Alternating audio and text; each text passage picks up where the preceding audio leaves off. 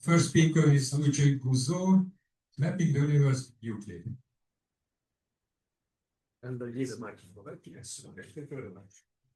So, good morning, everybody.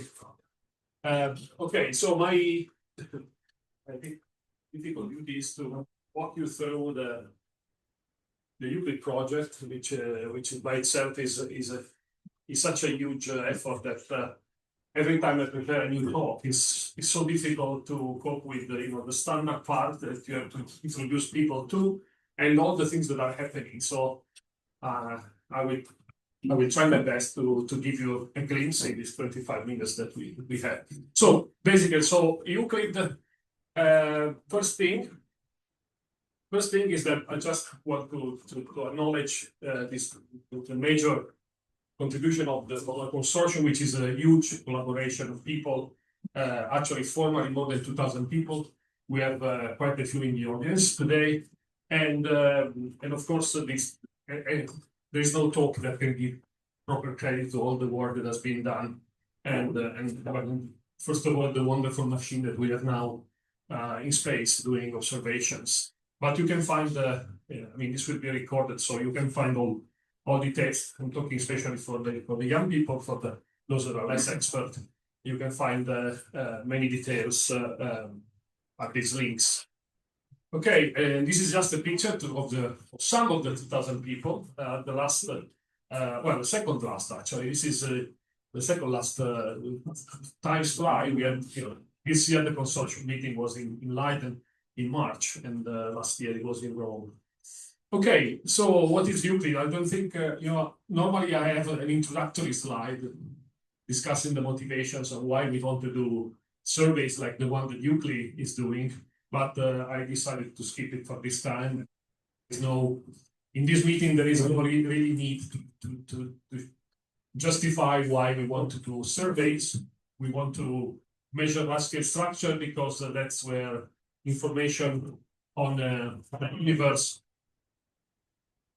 regulating parameters is contained, and we do this in different ways. Okay, we do this with redshifts, but we do this in other ways, and we'll see how Euclid is doing that.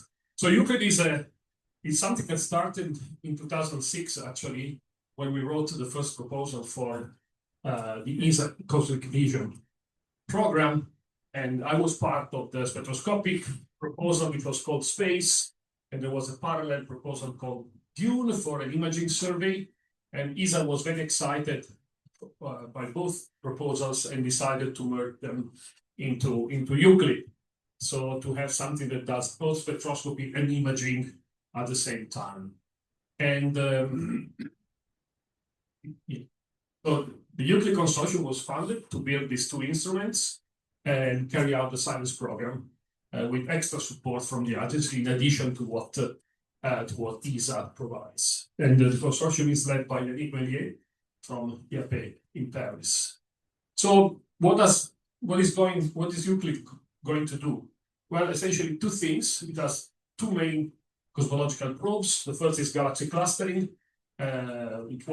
Euclid wants to measure the power spectrum density fluctuations, measure baryonic acoustic oscillations, so the little wiggles left over of the baryon photon plasma oscillations before recombination, and which we know it's a fantastic standard ruler with some caveats, but it's one of the least systematic affected probes we have.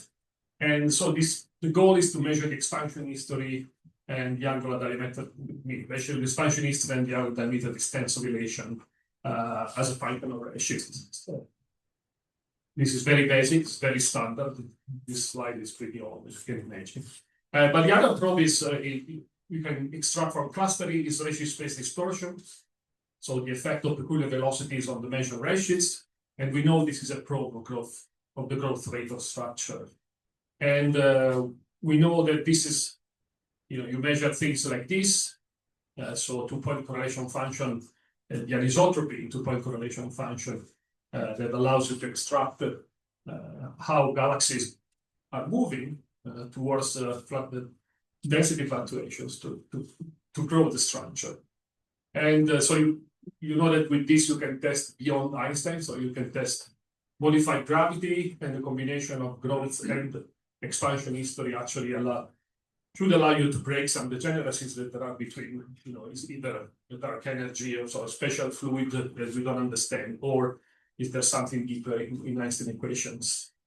And I like to remark that this is actually a specific feature of our proposal of space. In 2007, the ratio space distortion were not so much in fashion again as they became as they are nowadays. They were sort of lost in the background, and despite Nick Kaiser's famous paper is from the 1980s, and it's actually quite interesting to look at the citations of Nick Kaiser's paper and how they jump up after 2007, 2008.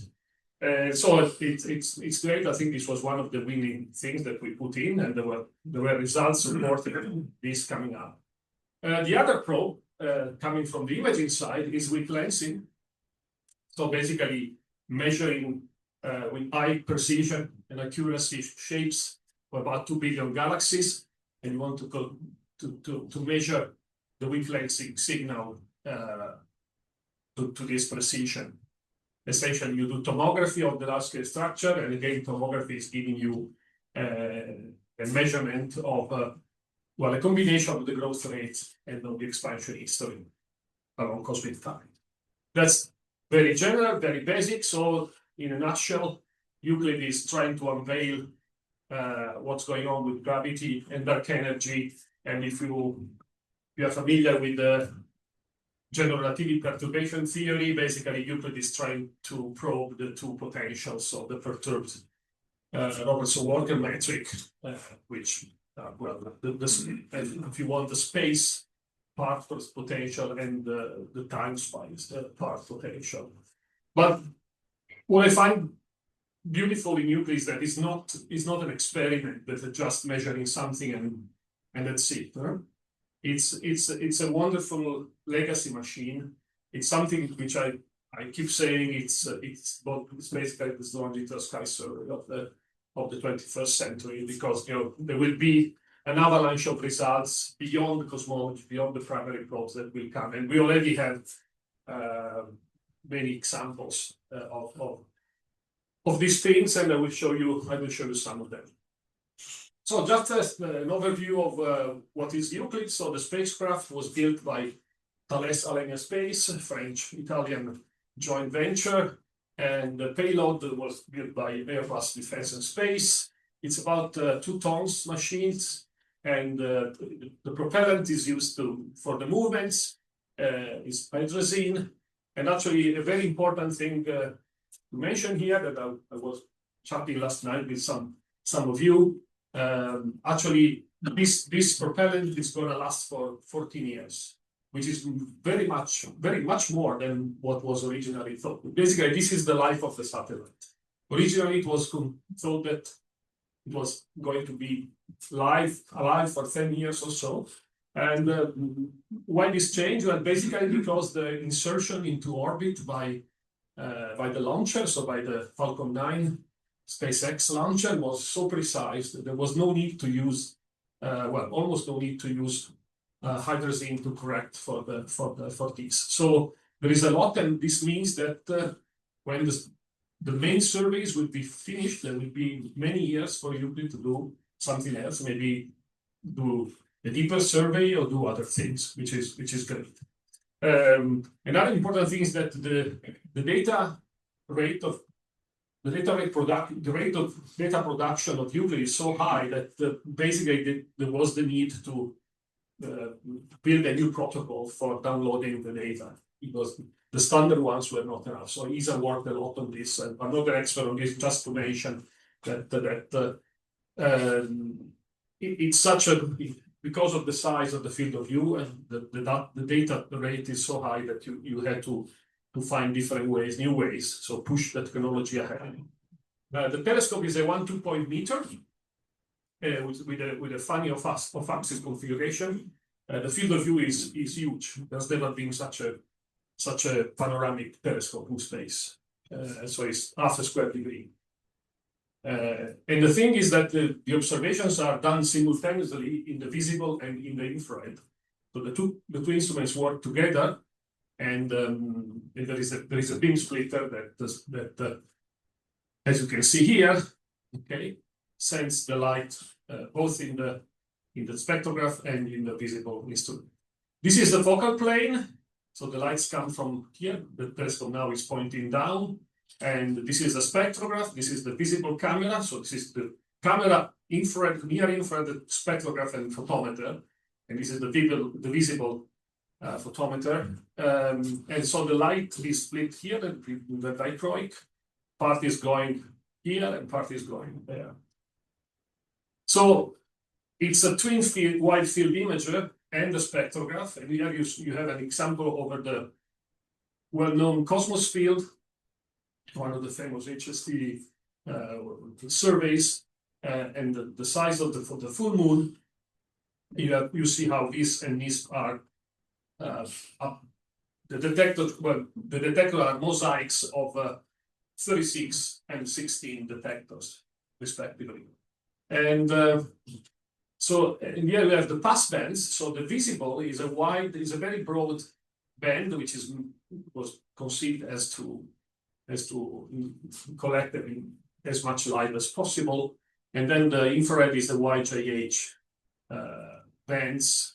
And for the spectroscopy, there is a red grism, which is the one which is used for the wide survey, while in the deep field, I'll come to that in a minute. We'll also have some observation with another prism, which covers the lower length. You see how the spectroscopy goes from about 1.25 to 1.8 microns.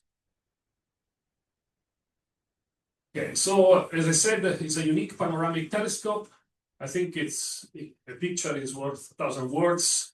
You can compare the field of view of Euclid with the James Webb and HST fields of view. Of course, these are bigger telescopes with bigger mirrors. So, I mean, the complementarity of these three instruments, and particularly now Euclid and James Webb, is absolutely fantastic, because Euclid essentially will discover rare objects that will never be found by just pointing randomly James Webb around the sky, and then these objects can be followed up by James Webb. So that's why one of the things that excite me the most is the fact that Euclid is gonna leave a legacy, and it's something done for astronomy. It's gonna leave a work for decades.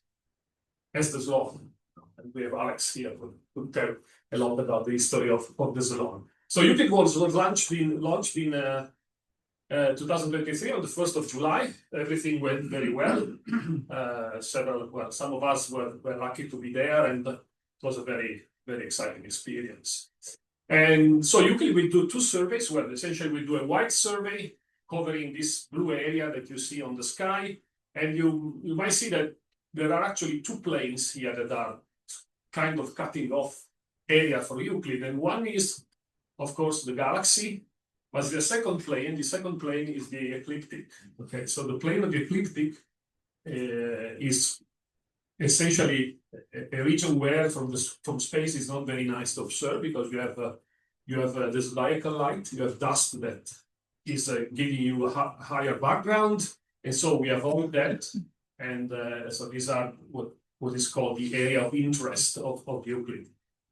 And in addition to the wide survey, there are three areas which you see here in yellow: the Euclid deep field, north, south, and Fornax, which are going to be observed much deeper, and they are about 60 square degrees in total.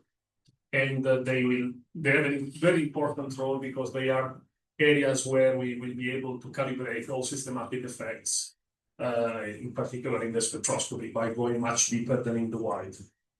And this is already proving to be very, very important to understand the data.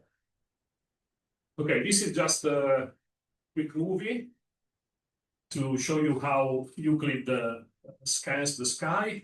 So basically, Euclid is, I forgot to say, but Euclid is in L1, L2, sorry, in the second Lagrangian point. That's basically in good company with Gaia, with James Webb. They shake hands there.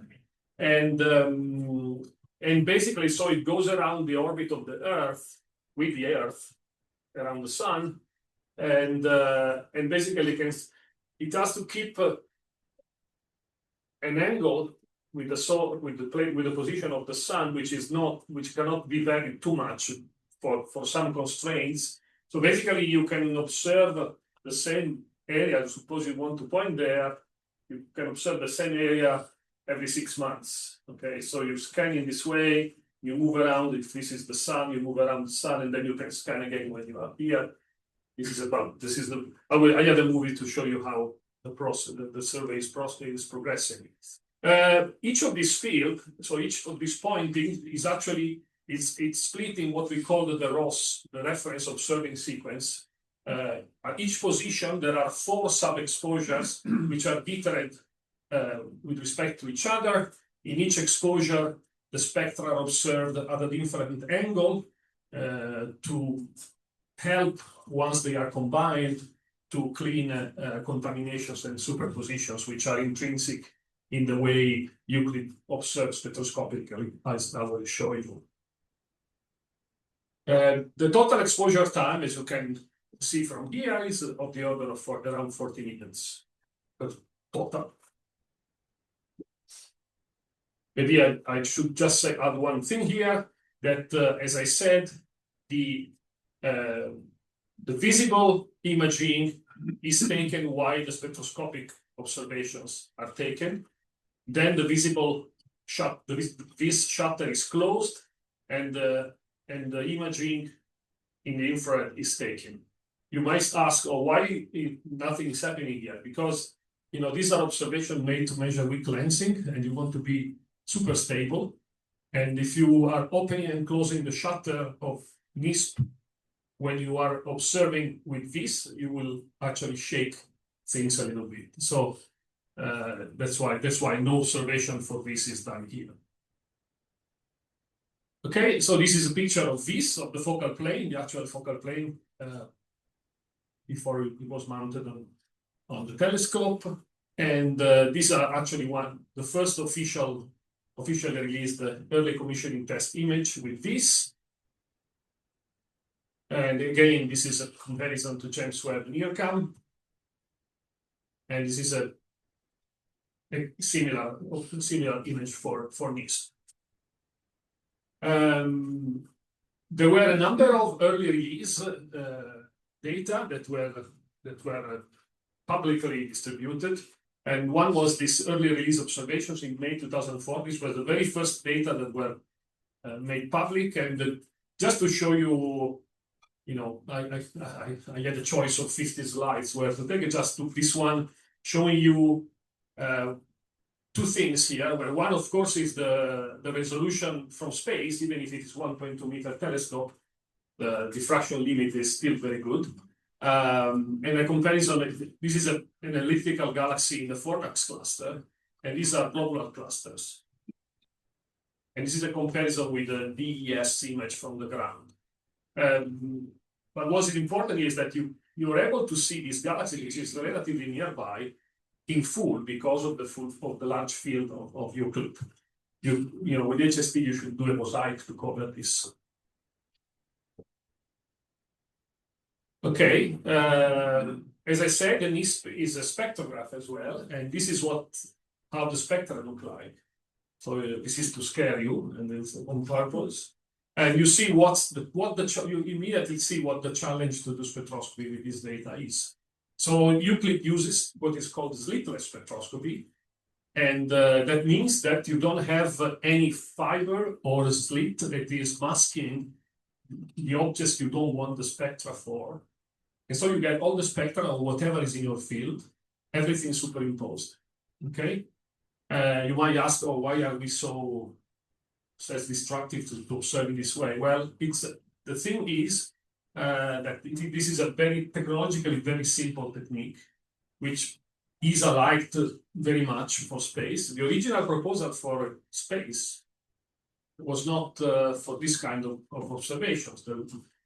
We originally proposed to use a technique called DMPs, the micro devices, which are small mirrors, well, basically arrays of mirrors. Imagine to have a CCD in which each pixel is a mirror, and each pixel, each mirror can be moved between two positions. Okay, and so you can open and close slits if you want in this way. This was a technology which was judged not to be mature enough to go into space, but these devices are used actually in the projector we are using right now to mix the colors. Okay, they vibrate at 50 hertz, 50 or 60 hertz, and they mix the colors. So in our case, we would have used them only open or closed. Okay, and that's a great technology because you don't have moving parts. You have these micro moving parts, but they're very robust and the result of it. Anyway, this was too early to be used, and so we are with slitless. I just rush a little bit because I want to show you some things at the end. So slitless spectroscopy, yeah, as you can imagine, this is a major effort to reduce this data, and this is why we are spending quite a bit of time. So you have 4 observations for each object. You extract 4 spectra from the 4 ethers. You combine them. This is an example of a good signal to noise object. This is another one with high signal to noise. Here we are about 3-4 times larger than the nominal flux limit we want to get. But in general, the spectra are typically very low signal to noise. So the pros of this technique is that you get a spectrum, whatever it is, for all objects in the field. You don't have any pre-selection. So you can go back and change your sample, for example, to do cosmology. I think this is a great thing.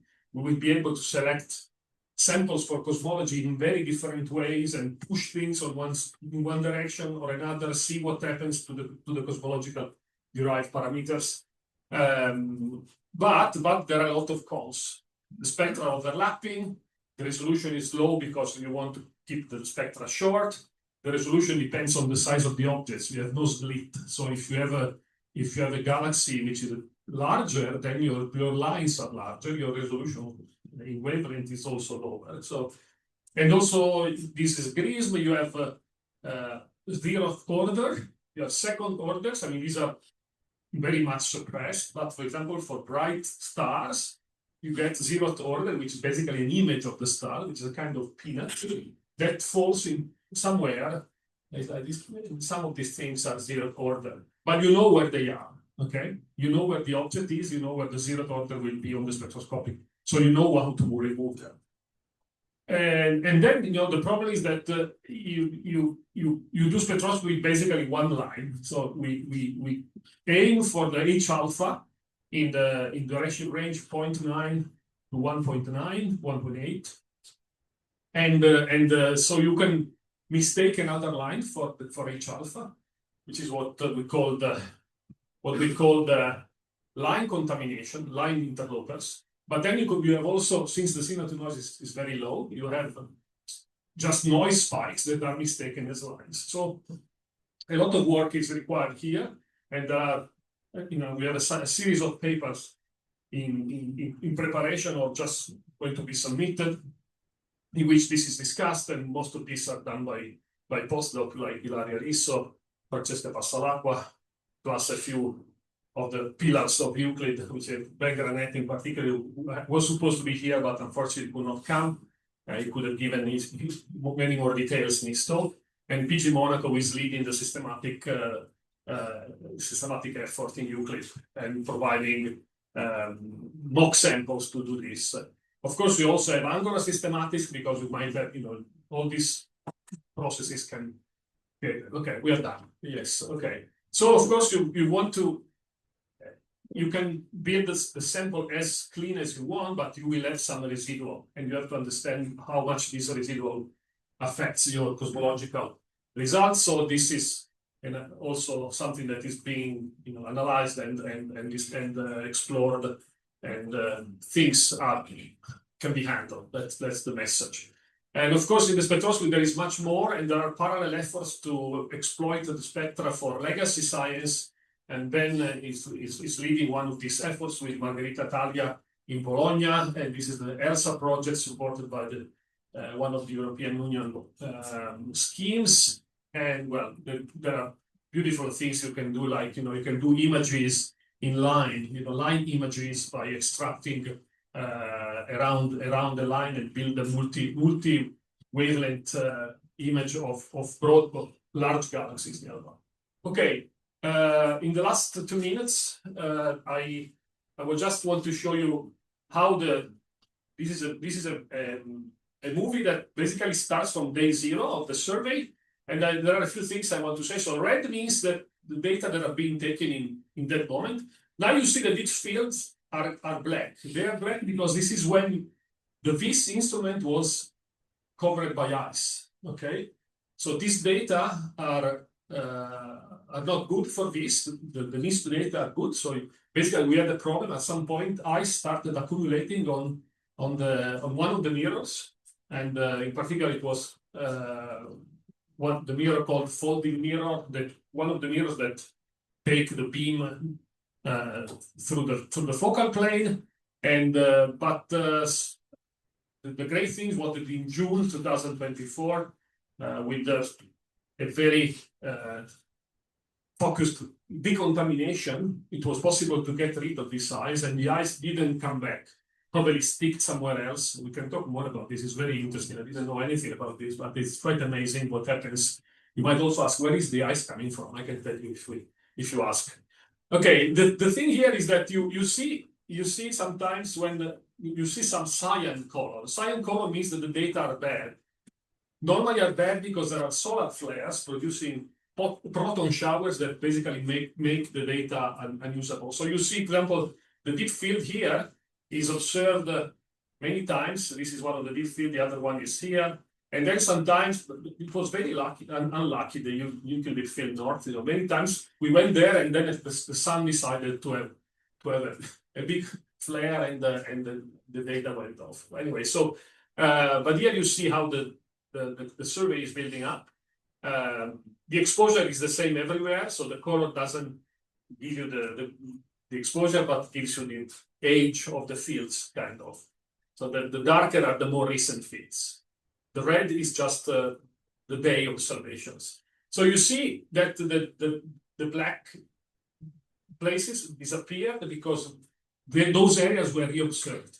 Okay, so it was decided that we didn't want to have such a bad data there. So almost everything that was taken in the ice age, as we call it, was reobserved. Okay, I think I'm done. Just very quickly, in March this year, there was a first release of data, what was called the quick release 1. It's about 60 degrees. Basically, the areas of the deep field observed once, one pass. So one pass as the wide. So this is an example of wide data. And of course, you have a fantastic morphology. But the most stunning is the enormous number of strong lenses that is being found. At the end of the mission, there are expect to find 150,000 strong lenses. So revolutionizing the field of strong lensing. This is where, again, where the large field. So DR1, the data release 1, will come for the public in at the end of 2026. And this is the footprint of the data that will be released. And so I'm just Outlook. So Euclid is a terapixel machine that is working very well. Actually, I didn't say, but the optical part is incredible. Okay, I just learned from my lensing colleagues. It's very difficult. They have problems to model the PSF because the PSF is so sharp, and so that you have to actually go and really model the details. But if you look at the shape of stars, they were giving this in this example. If you look at the shape of stars, they go down to so closely compared to HST, for example, which is still a machine of some years ago. Anyway, the release we talked about, the spectroscopy data are certainly very complex. So for what concerns, I didn't give you any forecast for cosmology. I mean, we have them, of course, also, but you know, we need to account for this first. So where we stand, so as of August the 30th, we observed about more than 3,000 square degrees of the wide survey. The aim is to get to 14,000 square degrees in the next 5 years. So and the data release 1 will come next year. And the goal is, as you know, is to measure large scale structure to exquisite precision, and in particular with accuracy, because we will have two probes that are independent, that have independent systematics, so we can cross check them, combine them, and so hopefully this will add extra trust in whatever we will find. So I thank you very much. I will leave you with just a movie going in the background, and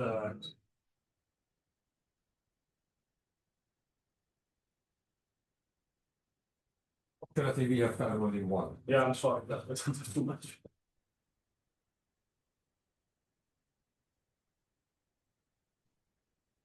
Thanks, Luigi, for this overview. Just on forecast, the federal demand is W0WA. Yes. They're forecasting their own book and so on. Where does it stand? Just accuracy and precision. Yeah, I guess somewhat. I think that if you look only at the spectroscopy, then you can essentially match what DAISY has been doing, okay, with all the caveats of understanding the selection effects, etc. But we know that the DAISY has also their own selection effects. What is adding a lot of confidence is the 3 times 2 point that you can do with the lensing and the galaxy photometric ratio distribution. So the combination of the two, I mean, should be enough to confirm or see if we find something else.